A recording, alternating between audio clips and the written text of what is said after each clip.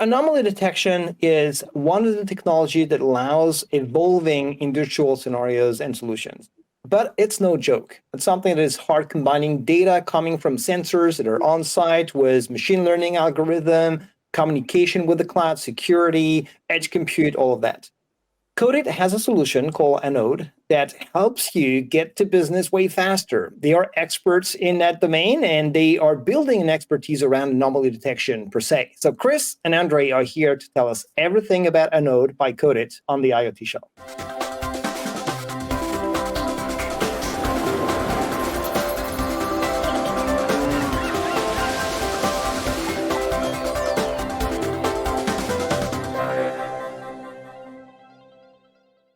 Hi, everyone. This is the IoT Show. I'm Olivier, your host, and today we'll talk anomaly detection, and we'll try and talk real-life anomaly detection. And for that, I have Chris and Andre from Codit who are joining me for the show. Hey, guys, how are you? Hey, Chris. How about you introduce yourself first? Thanks for having us on the show, Olivier. It's our try to 5 minutes of fame, right? Yeah. Go for it. Well, Chris, we'll get to you, Andre, as well. Chris, give us a short introduction about yourself, apart from the fact that you have one of the coolest, Twitter handles out there. That if someone noticed what it is, meaning, we give them a sticker or something. But that's a pretty cool one. Besides that, what do you have for yourself, man? So, yeah, my name is Chris, and I'm working at Codit, and I'm responsible for the DACH region at Codit. And I'm a little bit an IoT nerd, so I'm working in the field of IoT for quite some time now. And I wouldn't consider myself to be a techie. I'm more the customer advisor and providing the link between the business and the technology. Okay. Andre, how about yourself? Hello, I'm Andre. I'm a lead architect in Codit, Switzerland, and I'm building the technical things of things. You're the technical guy. You're the ones who's gonna talk the truth here. Perfect, love it. So let's talk a little bit about Codit. What is Codit? Once again, you guys choose your names pretty well. I love the name of the company. It's on point. So tell us a bit about it. Yeah, so Codit is a software development company. We have over 20 years of history, and we are huge fans of Microsoft technology. So this is our main partner. And we're also IoT nerds to a large extent. So this is one of our main focuses that we have, aside from system integration and API and all the good stuff. And if you search for Codit with the Microsoft domain, you find almost 20,000 hits. So we have quite a footprint together with Microsoft. And our mission is to make the world an even smarter place with innovative applications. Nice, love it. So here we talk about anomaly detection today. And this is one feature that lots of IoT scenarios, lots of IoT solutions need or are using, or very often it's actually why we bring IoT and sensors in the story, right?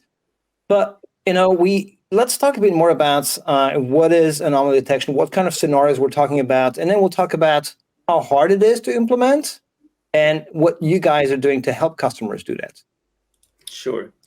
Let me quickly select something I can show to you. So one of the main issues our customers usually have is that, it has been pointed out quite several times on the IoT Show. The hard part is not actually gathering the data. It's hard to keep it secure and use the data in the correct way.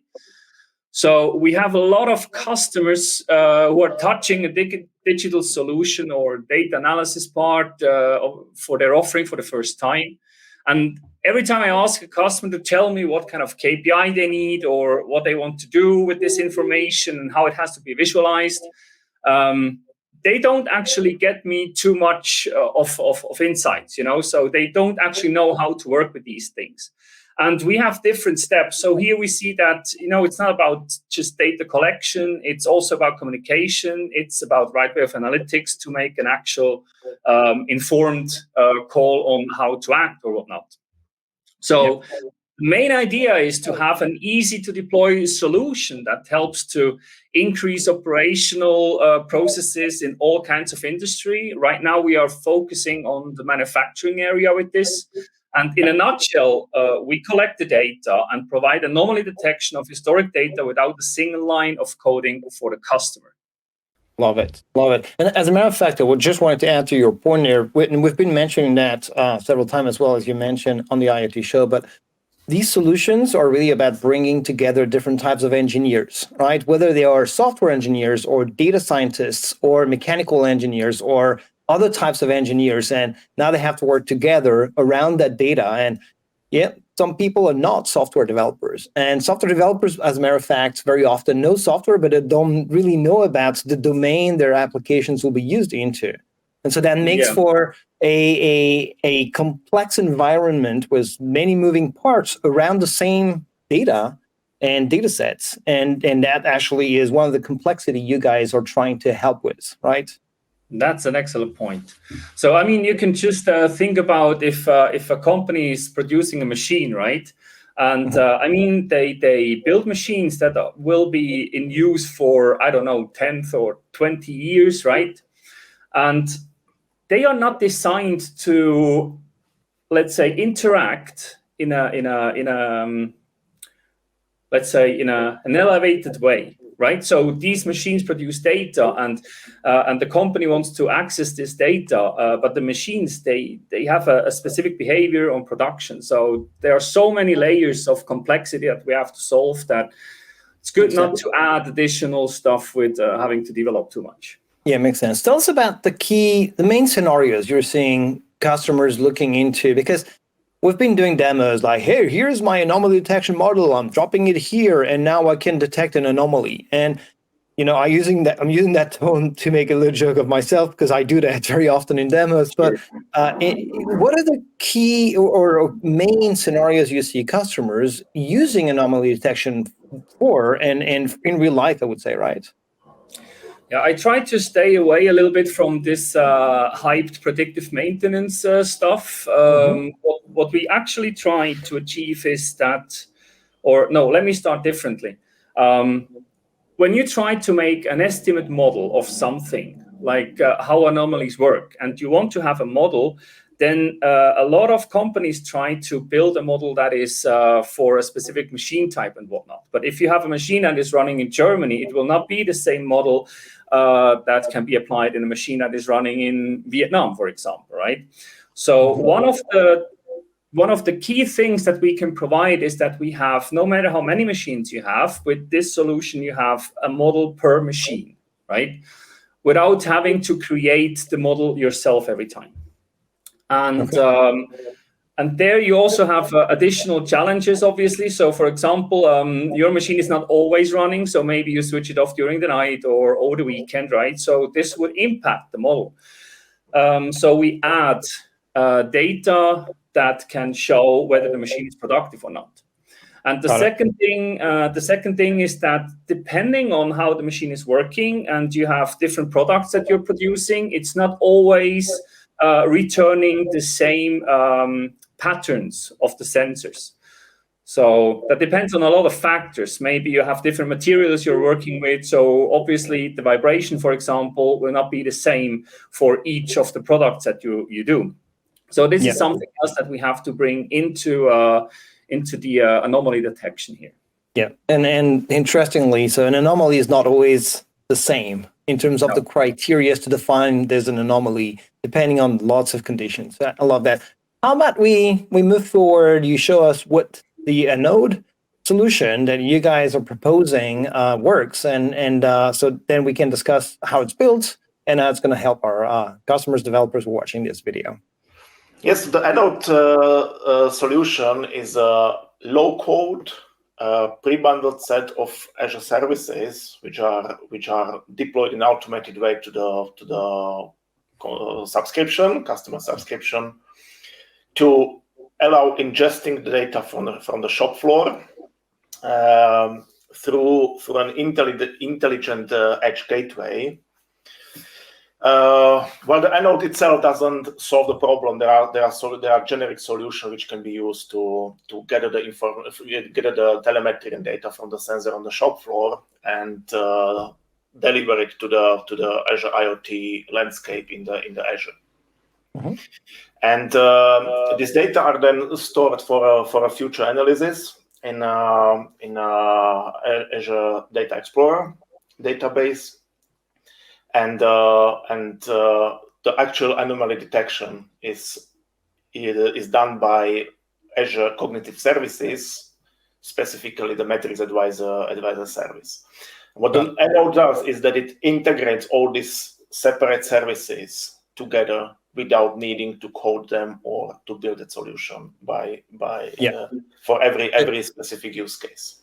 Yeah, it's more about the bundling and the assembling of these services, which are all PaaS services, and sometimes not that easy to put together, especially when you have a very specific scenario. So what I'm looking at right now is that you have collection of data on the shop floor. Data is sent up to Azure, to the cloud, through your solution, Azure IoT being the cloud gateway there, and then you do the analytics. So you're doing the analytics on the historic data, right?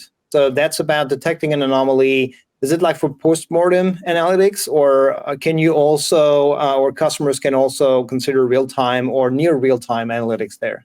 Yeah, I would call it near real-time. So it's analysis as the data are flowing in with a minor latency of few minutes, but it's done on a live data, near real-time data analysis. Got it. Yeah, and we like to say near real-time because we are experts in the world of IoT, and we know real time has a different meaning. So here, near real time, I like that. And the edge gateways, the things that eventually you would consider using for filtering some of that data, right? So you want to make sure that you only stream the data that is useful for your analytics. Am I correct in saying that? Is that something that in your solution you leave to the customers, or that you provide some support here to help customers filter that data and just send the ones necessary data points that are necessary for doing that anomaly detection in the backend? So the actual data collection is out of the solution. The reason for this is that this is very diverse and very specific to a specific situation. Different protocols, different devices, different operating system, different everything, and unifying this would be a problem. But there are solutions which can help in collecting the data and pushing them to the Azure. That makes perfect sense. And one of the reasons I brought this question is exactly for that reason, is that not all scenarios are the same, not all data is the same, and you need sometimes to leave it to the experts to decide what is important as data. You are the ones making sense of that data, but they're the ones knowing which data is important here. So that's pretty cool. I love the way you put that together. At the end of the day, it's not, I would say, rocket science, but still, it's not easy for people who are not familiar with cloud solutions, plus IoT, plus things that are proper to their own domain of expertise, put all that together to extract value there. So how about you show us, I know you came with some videos here. Let's see how all of that plays together. So this we can show on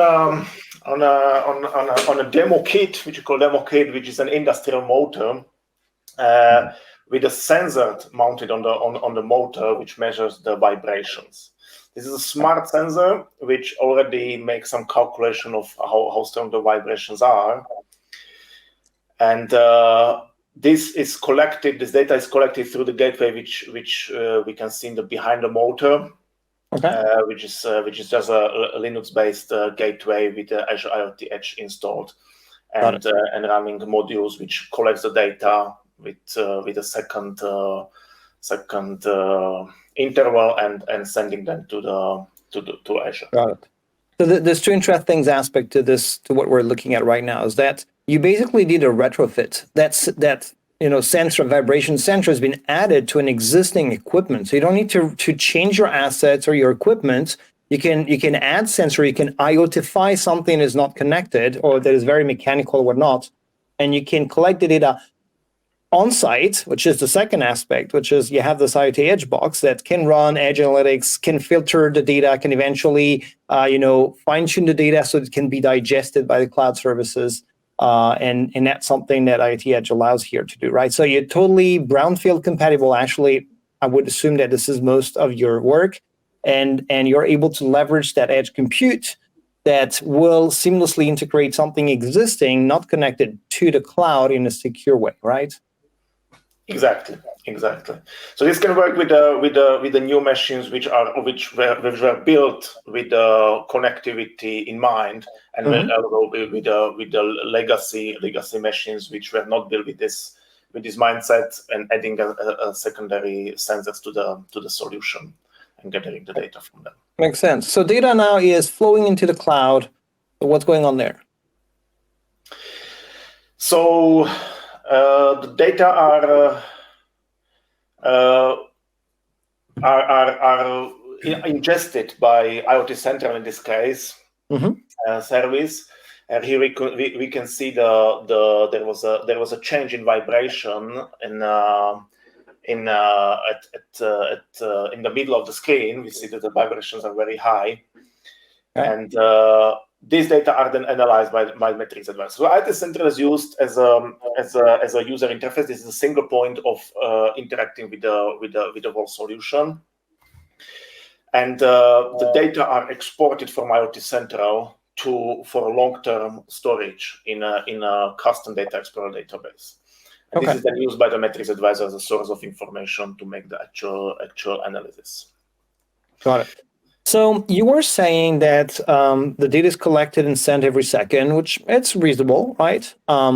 So I guess your overall solution today is the way it is. What about specific, lower latencies and better granularity or smaller granularity on the data sets and the timings here? What if customer needs something more accurate and faster? So are the things that you guys can offer and can do to help them implement that?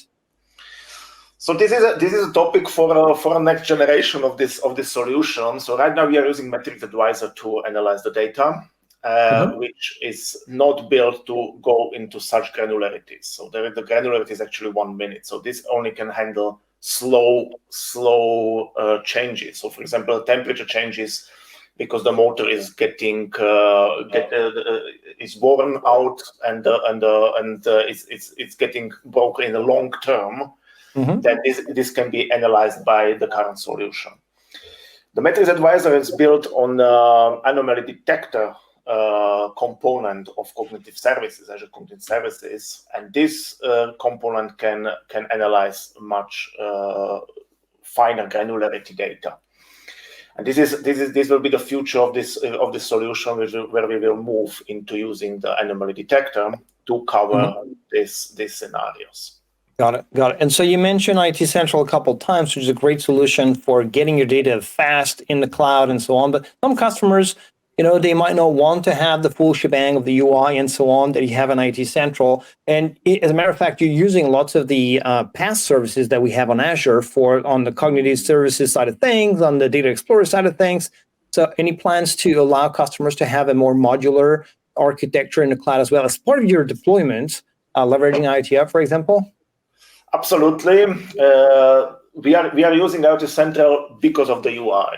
We are not because of data flow. If we need to ingest the data, IoT Hub is working perfectly fine. We wanted to leverage the UI of IoT Central, and we integrated custom views into IoT Central. So then this portal is the single point of interaction with the solution.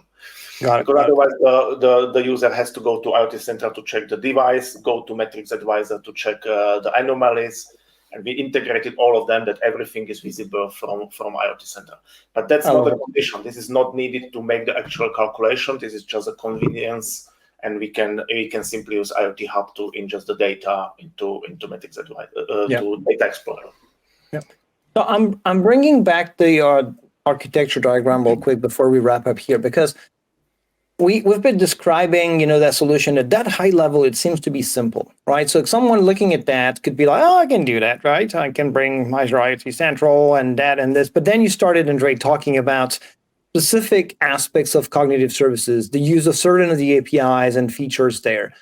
You guys build an expertise around all of that. And so this is where, personally, I see the value of the Anode solution, which is you can go to business with something which is robust, which is adaptable, real fast without having to spend maybe, I don't know, how long would you evaluate with your expertise someone with no knowledge about machine learning and the cloud, or very little, to get to such a solution? Imagine they're the realm of producing parts for automotive industry. How long would it take for someone to build an equivalent solution? And here we are all like genuine, and we're not trying to make things up, but you have that expertise, right? That's very difficult to answer, I must say, because it's depending on so many different aspects. Our goal is to have a viable solution for the customer up and running within a month. So, and I would consider this a very short time, because one of the good things about Anode is that it's running in a modular setup, which basically means that we can provide the customer with something that he can start working with, and then we can start building out the aspects where they want to go next. So one of Andre mentioned it already, that in our next version of the solution, we want to go into a bit more possibilities to scale up for bigger customers. For example, we want to have better control of granularity. And something that we are also looking into is the actual prediction based on the models we are getting. We do with this is the use of data engineering, where we can monitor and survey certain trends of the telemetry stream that we are getting into, and this will allow us to make some predictions on upcoming issues that might happen. And this will be the next installment of this solution. And we are currently working with a group of selected customers in a we call it the co-creation model, where also we collaborate with the Microsoft teams closely to get this to the next level. And I would say, if you don't have any idea on where to start, for example, it's and let's call it, I don't like the POC setup, because a lot of projects in IoT, they get stuck in POCs, right, and nothing gets further. So you should start looking into something that's viable for the business case, not just for a use case. But I would hazard a guess that 4 weeks of something that you can start working with, and then you obviously need some time to accumulate the data, so you have a viable model. So what would you say, Andre? Few months, maybe 3 months. Yeah. The catch here is that only when we start doing it, we realize where are the pitfalls. So things like, I build a model where some shaking of a CNC machine is normal. It's shaking because it's processing. Yeah. And then comes the weekend, and it's not shaking because it's not doing anything. And this is the moment where you get an anomaly because it's not shaking. Something is wrong with it, but it's not anomaly. It's actually a normal situation. And I hear real life experience here. I hear actual real life experience. This is real life experience. Things like Chris already mentioned it with the materials. When you take a CNC machine which is processing, let's say some steel piece, it's shaking very much, but it's normal. It's absolutely normal.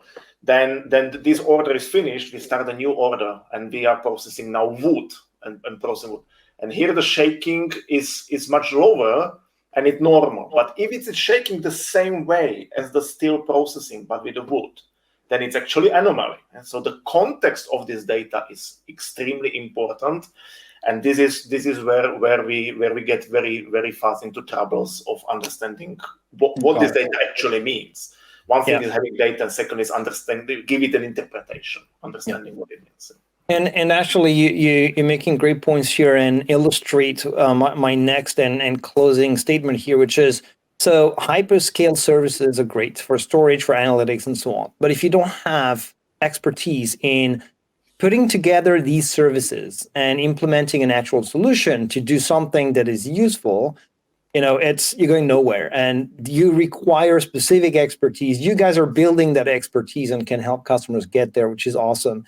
And another thing I wanted to bring up, which is, that proof of concept, story that you brought up is interesting. People get stuck in proof of concept because they're using some sort of solution that is half baked, that has been a demo, that has been, coming from a dev kit, and then when they consider switching to actual production, they have to restart from scratch, and they're just like, it's not. To me, what I'm saying is not that they get stuck at proof of concept, is that they are not able to justify the return on an investment that's going to be in addition to the investment for evaluating the solution already. And they're just like, well, I spent my money on evaluating, and now if I have to spend twice as much for the actual solution, with something like a node, they can try it out. They can say, well, yes, that works for me. And the Coded team is great at helping me, making it mine. And now it's on my subscription, and now I can control it and I can work with that. And you guys are still around to help in case, but people now, after a proof of concept, they already are almost in business, right? They can go to scale, and you guys will help there as well. Absolutely. Awesome. Chris, you want to give us a last statement? Where do people go if they want to get started, learn more? What is the next step for people here? Yeah, sure. So we collected the information about Anode on our website. I'm pretty sure we can post a link somewhere below. Yeah, there he is. Thanks. The second thing is we are still looking for additional customer to help with the co-creation model, so they can contact me over my Twitter handle, IoT Dude. And yeah, this is. You just sold the fact that 107 means IoT here. Oh, so that's okay. I think people will find you. Hopefully, you'll get people reaching out on Twitter here. Sure. That was great. Chris, Andre, thanks for your time. Great work here. I look forward, because I know Coded is doing a bunch of things. So let me know, if you have other IoT goodness to share over here. I'm sure our audience will be more than happy to have you on the show again. So, Thank you very much. Thank you very much for watching. Chris, Andre, have a nice end of day, and see you soon. Bye-bye. You too. Thanks a lot. Bye-bye. Bye.